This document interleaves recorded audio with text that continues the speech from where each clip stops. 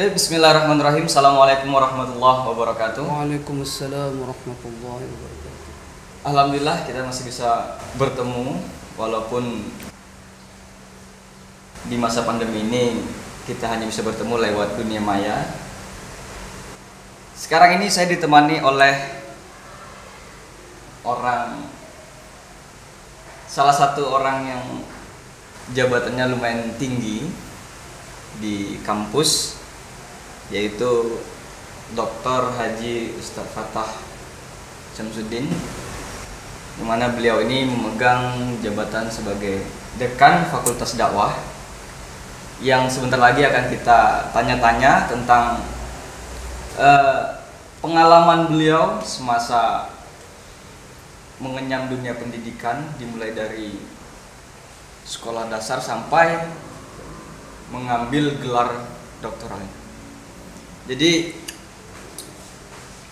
kita sebagai seorang yang masih jauh di bawah beliau, kita membutuhkan banyak sekali motivasi, dorongan-dorongan supaya kita bisa lebih semangat untuk belajar. Tapi sebelum itu kita akan persilahkan kepada beliau untuk memaparkan sedikit tentang latar belakang dari masa kecilnya hingga sekolah atau memasuki pesantren Al-Amin Perenduan. Silakan Ustaz. Assalamualaikum warahmatullahi wabarakatuh. Waalaikumsalam warahmatullahi wabarakatuh. Alhamdulillah wassalatu wassalamu ala Rasulillah wa ala alihi wa ashabihi wa mawalah. Rabbi syrah li sadri wa yassir li amri wa hlul 'uqdatam min lisani yafqahu qawli, amma ba'd. Terima kasih kepada sahabat-sahabat di Fakultas Dakwah, Prodi, KPI dan BPI, terutama kawan-kawan sahabat-sahabat mahasiswa di program studi komunikasi dan penyiaran Islam yang senantiasa ingin ada inovasi-inovasi baru, terutama penggunaan teknologi digital yang semakin hari semakin merajalela. Perbincangan siang ini memang temanya adalah tentang perjuangan dalam dunia pendidikan. Tadi sudah diminta untuk menceritakan sekilas tentang latar belakang ataupun kilas balik pendidikan saya pribadi sebelum mencapai Menara Gading istilahnya ya. Itu dimulai dari perjuangan di sebuah desa yang memang dianggap strategis juga, karena memang ada di salah satu jalan utama Madura, yaitu Sumeneb sampai ke Pamekasan, Sampang, Bangkalan dan ke Surabaya, jalan selatan itu namanya Desa Kapedi, Kecamatan Buluto, Kabupaten Sumeneb. Di situ bermula pada tahun 1981.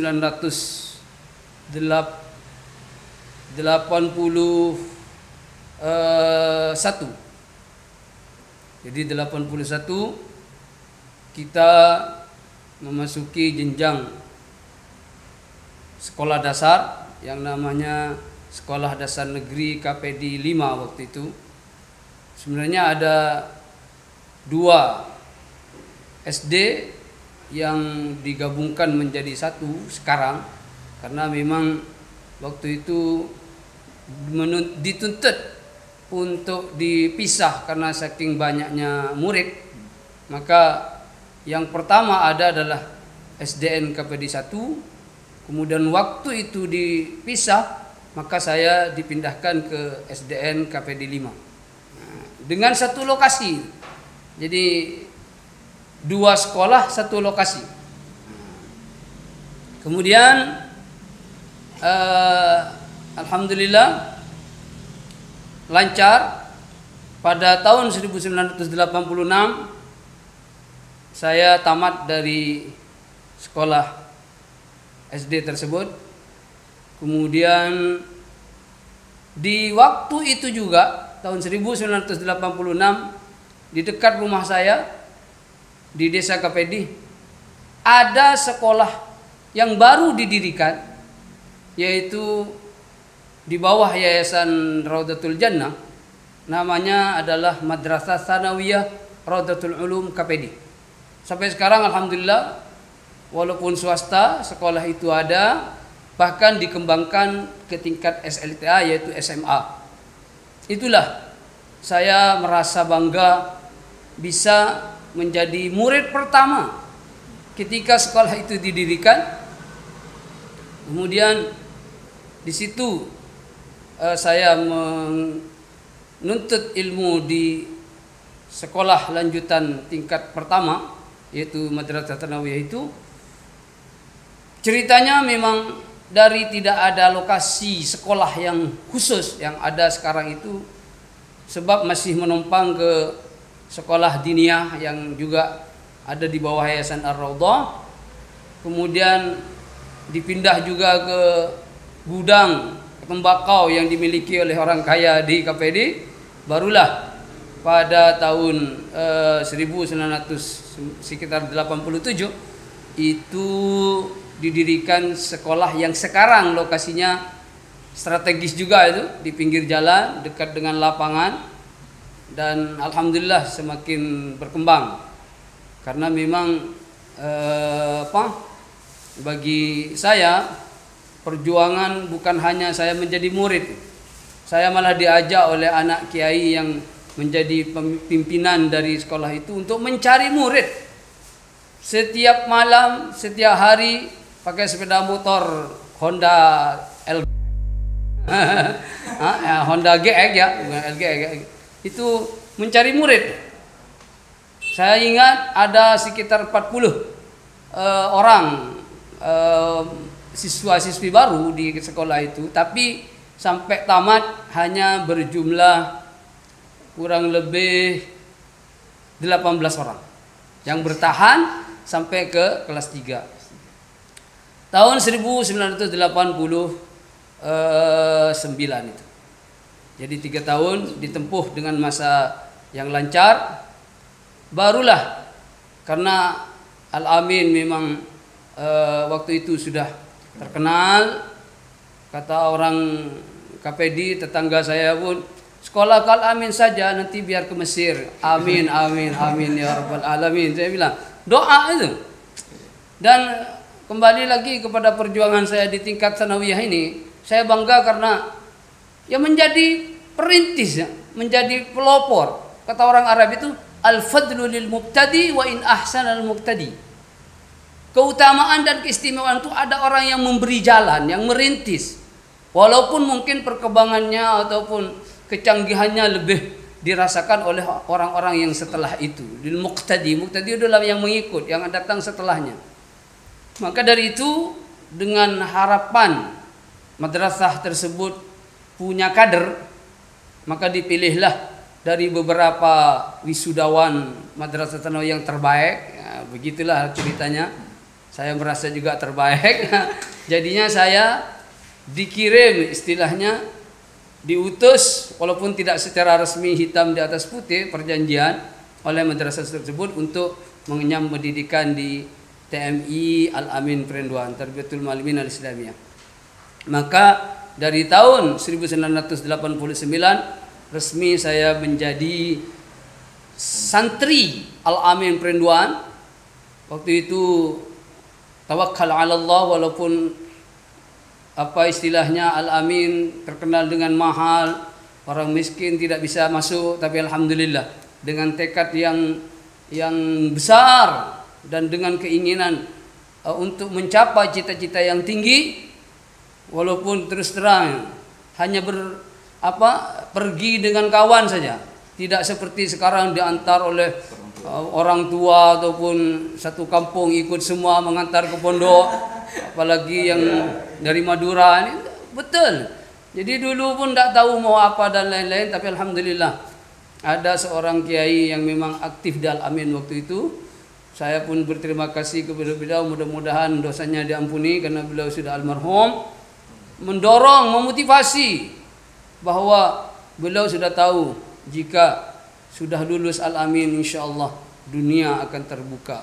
Waktu itu bawa baju, bawa alat-alat yang untuk keperluan sehari-hari, tapi memang karena kita mau berjuang, tidak seperti santri sekarang bisa in the course di rumah-rumah guru-guru senior dan lain-lain. Waktu itu saya sendiri adalah langsung mendaftarkan diri di Damas Diri, dapur masak sendiri. Ya Allah. Jadi bawa kompor, bawa apa itu, tempat nanak nasi. Kemudian setiap Jumat biasa dikirim. Jadi ceritanya kalau hari Jumat itu memang hari raya lah, sebab lauk pauk itu baru semua. Tapi kalau sudah hari Rabu sore sampai Kamis memang paceklik lah. Jadi makan dengan garam itu pun jadilah. Apalagi musim hujan, suasana becek dan lain-lain, kita tapi dengan keberkahan ma'had, pondok, walaupun masak sendiri juga penuh dengan apa istilahnya barokah. Makan pun sedap, Masya Allah. Kadang-kadang bersama-sama menikmati hidangan-hidangan yang kalau sudah lambat waktu kita mau ke masjid lah, ke sekolah lah, main timpluk aja itu. Dia punya alat apa masak nasi itu langsung diblok, dicair biar tidak panas. Kasihlah apalah, ada apa adanya dari lauk pauk, kita makan, alhamdulillah. Memang apa ya, nikmat sekali, subhanallah. Lebih nikmat dari di restoran Asela dan lain-lain. Perjuangan selama 4 tahun karena saya langsung masuk ke program eksperimen lewat intensif sekarang itu. Maka dari itu tahun 1993 saya tamat angkatan ke-17. Kalau kata kawan-kawan itu adalah Sweet 17. Ya, jadi Sweet 17. Nama angkatannya adalah Joneritik atau Joneritis. Katanya itu adalah kependekan yang panjangannya adalah Joiner of Solidarity of Islamic Education Center of Al-Amin Boarding School, Joneritis. Jadi sampai sekarang pun eksis, malah boleh dikatakan dari sekian angkatan di alumni TMI Al-Amin, Joneritis ini yang sangat kerap sekali rutin mengadakan reuni antara alumni.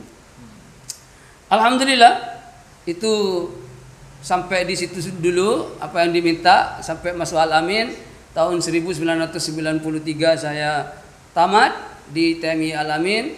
1994 saya mengabdi di Al-Amin juga. Itu saya melanglang buana kemana-mana. Mungkin bisa dikomentari oleh saudara Ikhwan. Jadi gini, beberapa waktu yang lalu saya ikut bergabung di grup Facebook Al-Amin Prenduan. Di situ ada salah satu alumni yang berkomentar, katanya Al-Amin sekarang ini sudah banyak berubah dari segi peraturan kepada santri. Karena saya ini belum tahu bagaimana Al-Amin yang dulu. Nah itu antum yang pernah merasakan masa-masa mungkin dari pengembang pondok dulu, bagaimana peraturan dulu, apa yang berubah atau yang hilang dari santri Al-Amin sekarang ataupun dari para alumni? Sebenarnya untuk aturan ataupun sistem itu tidak berubah. Namun karena ikut kepada perkembangan zaman, di mana seperti pengetatan sanksi ataupun bahkan mungkin hukuman yang bersifat fisik, itu sudah bukan masanya lagi sebenarnya di sini, dan itu dimanapun, bukan hanya di Al-Amin. Maka dari itu, maka untuk mengikuti tuntutan zaman itu maksudnya, sebab kalau nanti ada kekerasan dan lain-lain dikategorikan sebagai melanggar hak asasi manusia. Jadi kalau tidak salah memang dari sejak tahun 2000 sih, setelah saya pulang dari Mesir itu ada semacam istilah tahun-tahun kasih sayang, Ar-Rahmah. Dengan demikian maka perbedaannya Kalau dulu ar-rahmah kasih sayang itu jarang. jarang ada.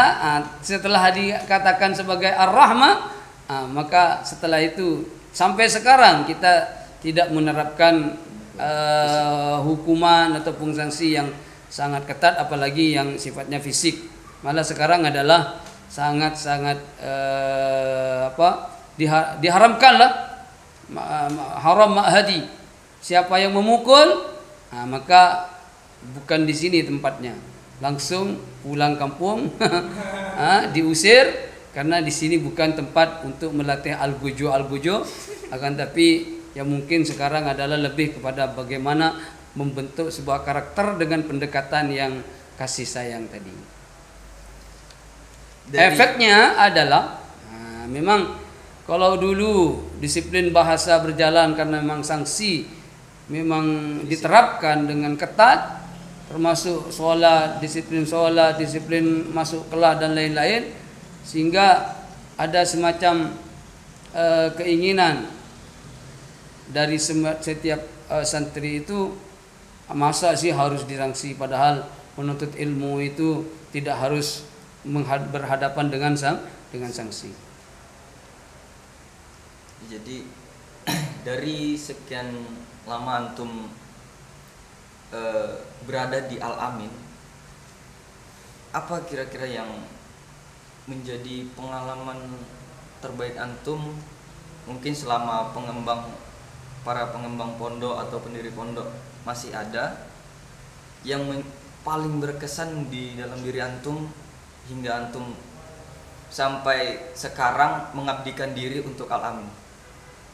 Bagi saya satu hal yang sangat berkesan adalah apa yang dicontohkan oleh almarhumin, baik Kiai Tijani Jauhari, Kiai Haji Muhammad Idris Jauhari, Kiai Maktum Jauhari, itu adalah kedisiplinan dan konsep bagaimana kita menata sebuah dunia pendidikan dengan konsep yang tidak ada di luar. Saya tahu sendiri bagaimana almarhumin menata, membuat konsep yang sangat baik, sehingga untuk mencetak munzirul qaum sebagaimana tujuan sebuah pondok ataupun Al-Amin khususnya, mencetak munzirul qaum ini adalah mencetak orang yang bisa mengajak kaumnya. Dalam ayat kan memang falaula nafaru min kulli firqatin minhum ta'ifatun liyatafaqahu fid din wa liyunziru qaumahum. Ada sebagian daripada kaum ini untuk mengajak kaumnya untuk menuju Islam, mengajak kepada kebaikan. Maka sebenarnya itu adalah tujuan daripada pondok kita, sehingga para almarhumin itu betul-betul berusaha sedaya upaya, berfikir setiap malam, setiap hari 24 jam untuk mengetengahkan konsep pendidikan yang bisa dipraktekkan di pondok ini. Dan itu adalah merupakan sebuah konsep yang saya lihat di pondok-pondok lain tidak ada. Maka dari konsep itulah Al-Amin alhamdulillah semakin berkembang dan terkenal dengan konsep yang kalau dikatakan oleh orang lain di luar Al-Amin itu modern, sebenarnya tidak mau Al-Amin dikatakan modern. Kalau bagi saya pribadi, orang yang sudah memang di Al-Amin, mendedikasikan diri di Al-Amin, ini adalah perpaduan antara modern dan klasik, yang mana untuk menyatukan dua dimensi tersebut sebenarnya bagi sebuah pondok tidak mudah. Tapi karena Al-Amin konsepnya bagus sebagai sebuah pesantren unggulan baik pada waktu itu dan yang akan datang, dengan tetap menjaga al-muhafadzah 'alal qadimis salih, menjaga originalitas daripada warisan-warisan, tapi itu adalah yang baik, maka insya Allah di Al-Amin juga ada semacam perpaduan antara klasik dan modern, dan alhamdulillah sampai sekarang masih dipertahankan. Jadi itu hal yang menarik hati antum untuk bisa mengabdikan diri di Al-Amin. Jadi berikutnya pertanyaan dari salah satu dari teman kita, Ustaz. Ini harapan antum selaku dekan untuk mahasiswa ataupun mereka yang ingin masuk ke fakultas dakwah, apa harapan ke depan antum untuk mereka yang sekarang berada di fakultas dakwah ataupun yang ingin masuk ke fakultas dakwah?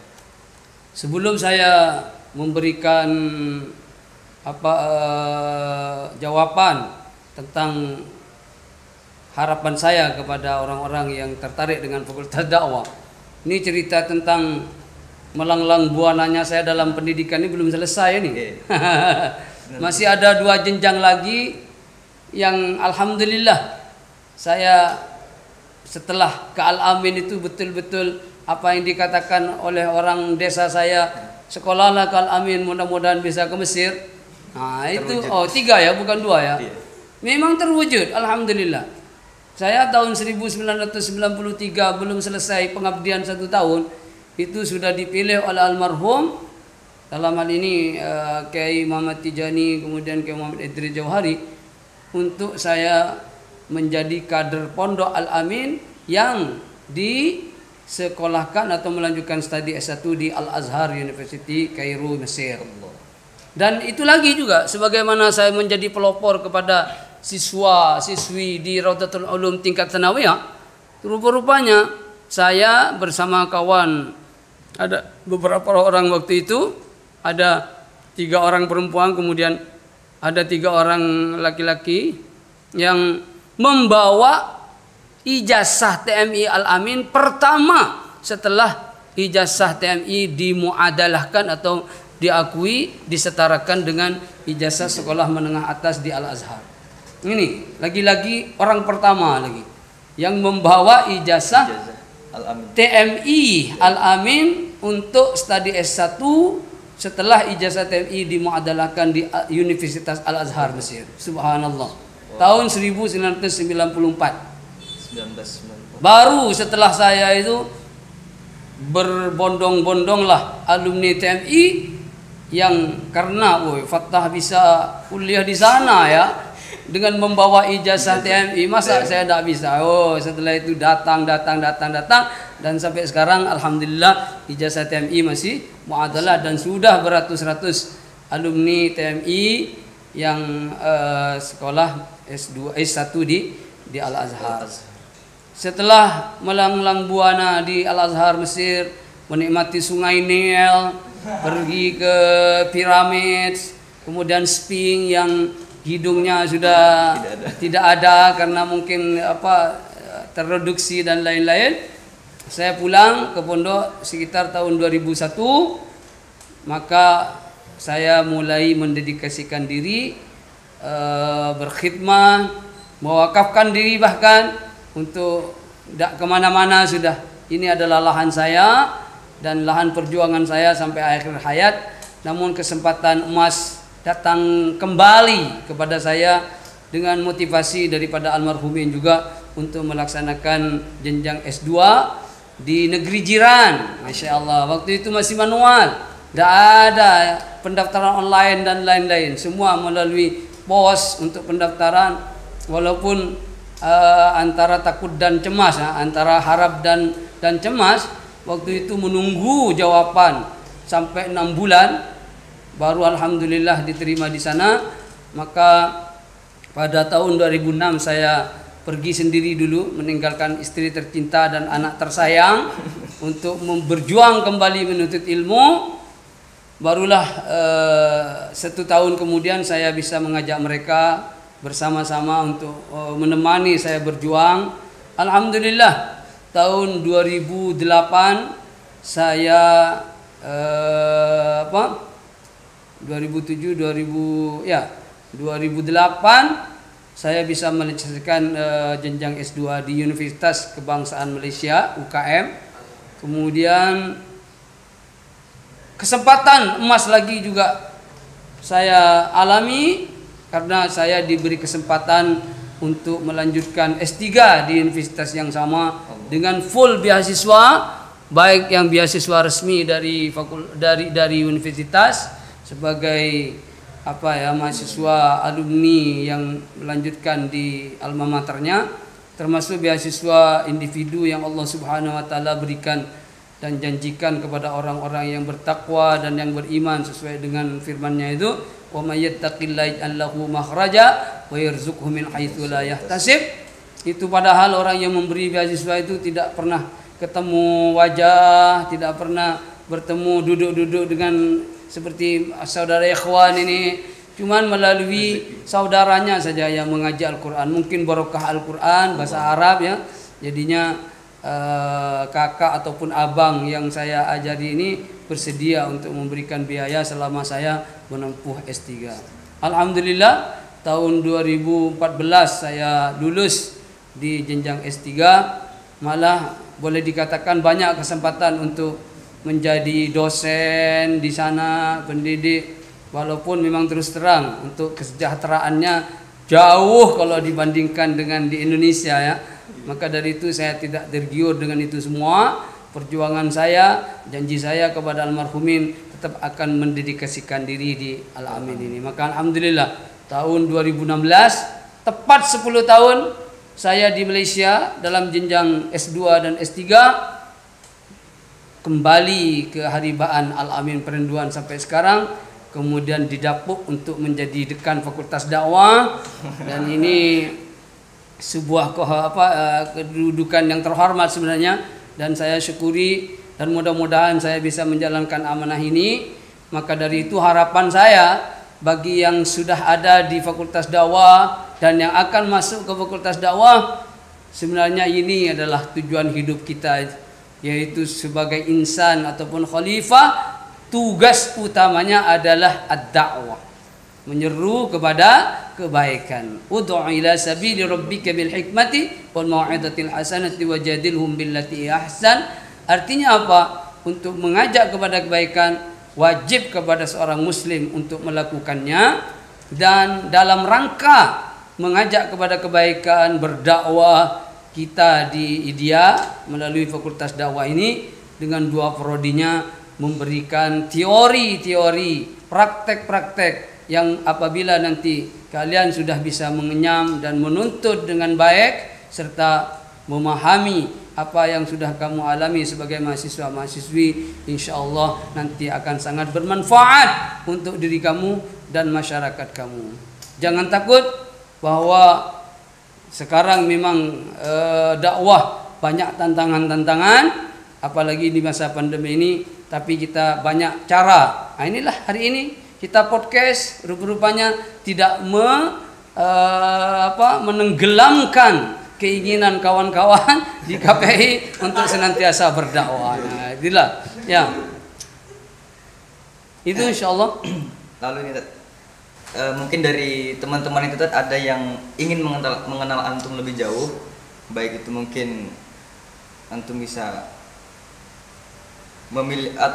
memiliki karya-karya ataupun dari sosial media yang antum miliki.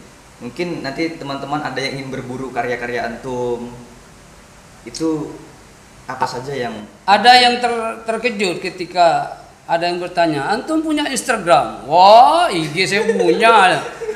Dan followers saya adalah ya, mantan daripada murid-murid saya di Malaysia, kemudian kawan-kawan dekat. Maka dari itu untuk karya saya banyak, cuman memang tidak diupload. Akan tapi bagi siapa yang ingin mengenal lebih dekat, tapi saya punya nama kalau mau berkenalan di Facebook, kemudian Instagram, WA dan lain-lain. Kalau Facebook saya sebenarnya tidak pakai nama yang biasa Fattah Syamsuddin, biar memang tidak keterkenalan itu bagi saya sesuatu yang semu. Jadi biar orang-orang khusus saja yang kenal saya, dan siapa yang mau punya kenalan khusus dengan saya, itulah boleh berkawan, boleh bersahabat. Makanya saya pakai MU tuh, Muhammad Fattah Syamsuddin, pun pakai SH. Jadi pagi saya pakai SY kan. Nah, jadi pakai SH AM Syamsuddin, Suddin. Jadi Muhammadnya tuh pakai U juga. Biasanya pakai O kalau di resmi ya. Muhammad Fattah, Syam itu pakai SH. Nah, di situ boleh kamu berkenalan, bersahabat di Facebook, termasuk yang di IG pun saya punya nama seperti itu juga. Karena memang terus terang, saya akan menyeleksi itu siapa kawan saya, sebab ketika nanti yauma la yanfa'u malun wala banun wa sahibatihi wa banih, di situ maka saya betul-betul bisa menyeleksi bahwa ini semua adalah karunia Allah Subhanahu wa taala untuk bersahabat dengan orang-orang baik. IG-nya sama IG itu. Muhammad Fattah. SH juga. Sebab biasanya kalau diambil untuk Gmail dan lain-lain, saya tidak menggunakan nama yang biasa orang Fattah Syamsuddin ya. Padahal kalau mau resmi, kalau ikut KTP, kemudian paspor, kemudian Neden juga saya adalah hanya Muhammad Fattah saja. Ya, dengan demikian termasuk kepada alamat email saya pun itu saya pakai Fattah saja. Kemudian tahun kelahiran saya, di situ setelahnya ada .mff. Nah, itu kode rahasia yang mana subhanallah ya. Jadi itu adalah perpaduan nama bapak dengan dua anak yang tercinta. Ya, itu. Jadi buat sesuatu itu orang kalau mau tertanya-tanya jangan sembarangan melink ataupun mentik sebagai sahabat. Tanya dulu, konfirmasi dulu. Anda baik, kita baik. Ya, gitu. Iya, lalu untuk karya antum tadi, itu nanti mungkin bisa ditanyakan langsung lewat jalur pribadi itu. Untuk beberapa tulisan boleh diakses di Hudan Linnas, kemudian di Reflektika, kemudian proceeding yang di beberapa seminar.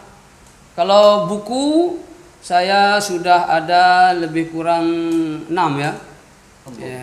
Yang memang terbit ada itu 2 buku di mana?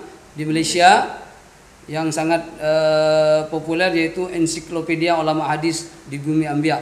Karena memang terus terang saya linear. Jadi jenjang saya dari S1 sampai S3 adalah di bidang hadis wa ulumuhu, maka tulisan-tulisan saya banyak yang di hadis. Termasuk yang terbaru ini artikel ada di Reflektika, yaitu tentang mengurai isu sosial berkenaan dengan perkawinan dan jual beli, perspektif hadis isyarat. Nah, itu kalau kita mau ngaji tentang hadis isyarat itu tidak sembarang orang yang bisa mengajinya. Harus konfirmasi dulu. Saya melihat dia memang betul-betul mau bermujahadah, berjuang, menuntut ilmu, bolehlah.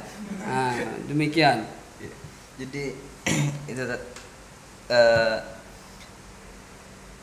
mungkin bagi teman-teman yang ingin mengenal lebih dalam tentang sosok dari beliau, bisa langsung menghubungi beliau di akun sosial media yang sudah diberikan oleh beliau tadi, yang nanti akan dituliskan oleh tim kreatif dan editor. Dan untuk selanjutnya yang terakhir, mungkin ada pesan untuk mahasiswa-mahasiswa di IDIA secara keseluruhan ataupun di Fakultas Dakwah. Fakultas Dakwah sendiri. Itulah. Jadi pesan saya terakhir singkat saja, jangan berhenti berjuang untuk menuntut ilmu, karena seseorang akan dimuliakan oleh Allah Subhanahu wa taala ketika dia betul-betul menjadi seorang mukmin atau seorang yang beriman dengan baik, dan yang kedua senantiasa mengutamakan dan memuliakan ilmu dalam hidupnya. Maka dari itu, ketika Anda sudah walaupun tidak punya kesempatan untuk menuntut ilmu, misalkan sudah berkecimpung di masyarakat, tapi banyaklah belajar dengan masyarakat. Lihat keadaan sekitar, lihat keadaan masyarakat Anda. Anda harus menjadi orang yang bermanfaat, Dan itu juga adalah salah satu daripada cara bagaimana kamu mendedikasikan diri di tengah-tengah masyarakat. Jangan berhenti berjuang, jangan berhenti menuntut ilmu. Sebagaimana kata orang Arab, utlubul ilma minal mahdi ilal lahadi. Dan tuntutlah ilmu dari sejak buayan hingga ke liang lahat. Itu bukan hanya di bangku sekolah. Itu yang bisa saya sampaikan sebagai pesan dan nasihat terakhir. Ada bonus pertanyaan dari tim. Mungkin antum bisa memberikan sedikit kiat-kiat yang harus dilakukan, ataupun mungkin antum ada link untuk bisa menempuh studi yang seperti telah antum lakukan di Malaysia ataupun ke luar negeri lainnya.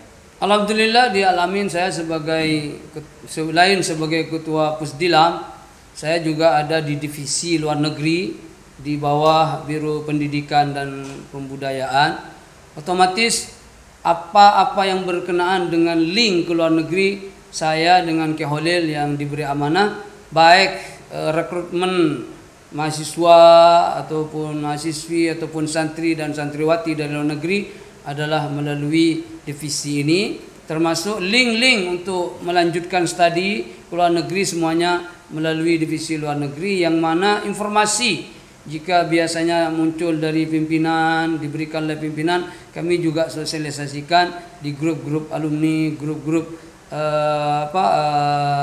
kawan-kawan yang memang sangat ingin sekali untuk melanjutkan, bukan hanya di dalam negeri akan tapi di luar negeri. Khususnya biasa yang sudah kita bantu itu adalah ke Mesir, kemudian ke Saudi, kemudian ke mana? Ke Malaysia, ke Thailand juga kita punya link, ke Brunei juga kita punya link, termasuk negara-negara Teluk yang bukan hanya sebenarnya untuk studi akademik nih. Alhamdulillah juga ada kesempatan bagi kawan-kawan mahasiswa dari IDIA yang ingin ikut debat internasional bahasa Arab di negara Qatar. Itu juga divisi ini terutama saya pribadi juga ikut membantu. Artinya Ustadz Fattah dari sejak keberadaannya di pondok, kalau sudah luar negeri identik dengan beliau. Walaupun kadang-kadang ya ada yang bilang bapaknya Upin dan Ipin lah, Pak Cik lah dan lain-lain. Tapi bagi saya tidak ada masalah, sebab memang orang tahu saya tidak di dalam negeri jenjang S1, S2 dan S3. Di luar negeri semua. Alhamdulillah. Demikian. Jadi kalau mau misalnya meminta link itu datang ke antum langsung melalui tadi media sosial. Kalau mau WA Japri, Wapri dan lain-lain itu boleh. Saya layani semua siapapun. Jadi kalau masalah luar negeri, terutama alumni Al-Amin, silahkan berhubungan dengan Ustadz Fattah. Begitu secara pribadi ataupun secara kelembagaan divisi luar negeri. Demikian. Ya, itu teman-teman semua. Terima kasih kita ucapkan kepada Ustadz Fattah yang telah bersedia menjadi narasumber kita pada hari ini, jadi bintang tamu kita. Jadi bagi teman-teman semua yang ingin melanjutkan studinya, yang sekarang sudah semester akhir, yang bersiap-siap untuk melanjutkan studinya ke luar negeri ataupun dalam negeri, bisa menghubungi beliau di akun sosial medianya ataupun langsung ke Pusdilam, ke Pusdilam, bahkan ke kediaman pun boleh, tidak ada masalah. Iya, langsung datang ke rumahnya, ke rumah beliau untuk menanyakan, sambil menikmati hidangan-hidangan yang disediakan. Ya, itu untuk info lebih lanjutnya. Terima kasih sudah setia bersama kami mengikuti acara ini.